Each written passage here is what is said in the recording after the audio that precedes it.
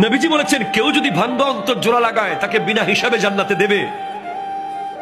তাহলে কেউ যদি জোড়া অন্তর ভেঙে দেয় সে তো বিনা হিসাবে জাহান্নামে যাবে। সেজন্য আমি ভাবছি আমি কখনো আমার নিজের অজান্তে কারো মন ভাঙলাম কিনা, এই ভয়টা আমি পাচ্ছি।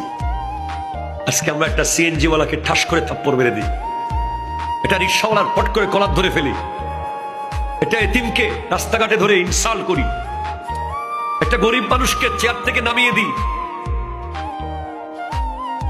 একটা ফকিরকে অপমান করি, অপদস্থ করে কথা বলি, কোরবানির দিন গোশতের টুকরো একটু বেশি দিতে হবে বলে দরজা বন্ধ করে দিই।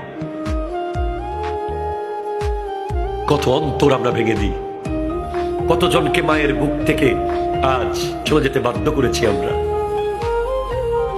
কতজন শখের ব্যবসা প্রতিষ্ঠান ধ্বংস হয়ে গেছে। এখনো হয়েছে, তখনও হয়েছে, যখনই হয়েছে।